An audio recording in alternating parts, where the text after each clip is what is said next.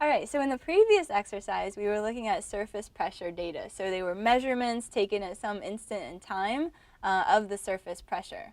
Okay, and so now we're going to look at surface pressure data and how that changes with time. So in this case, the time over which it's changing is 3 hours. Okay, so these measurements represent, say, like the types of measurements we were looking at in the previous exercise, but not at an instant, but a change over 3 hours. Yeah, so what does this mean? What does a positive pressure change signify versus a negative pressure change? Yeah, so we see we have a bunch of positive numbers sort of in the central portion of the US. And so these might be indicative of you have maybe like a cold, dense air mass that's moving over the surface and increasing the pressure there.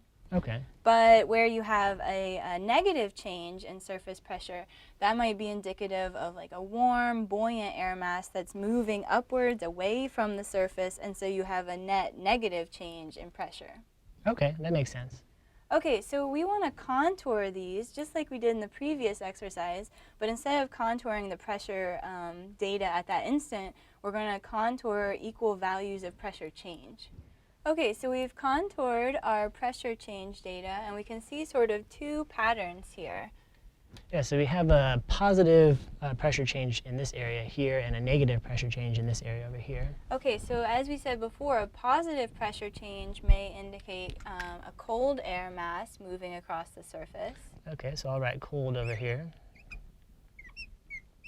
And a negative pressure change might indicate warm, buoyant air that's rising up away from the surface. Okay. And we can see that there's a lot of very rapid changes right at the boundary between this cold air mass and this warm air mass. And so this would be known as a front. The front is just a boundary between air masses. Okay, so what's going on here exactly?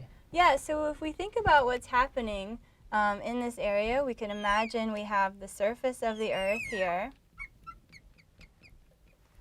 And we have this cold air mass that's moving across the surface, and that's giving us these positive changes in air pressure. And we have relatively warm air, right, that we know is rising up, creating these negative changes in surface pressure. So at the boundary of a cold air mass and a warm air mass, we often call these cold fronts. Okay.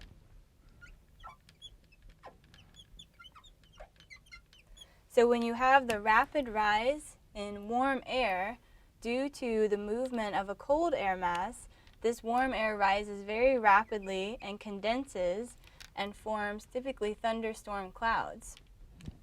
So the weather along this cold front we can expect to be very stormy and perhaps even severe thunderstorms that can generate heavy rain, tornadoes, lightning, hail.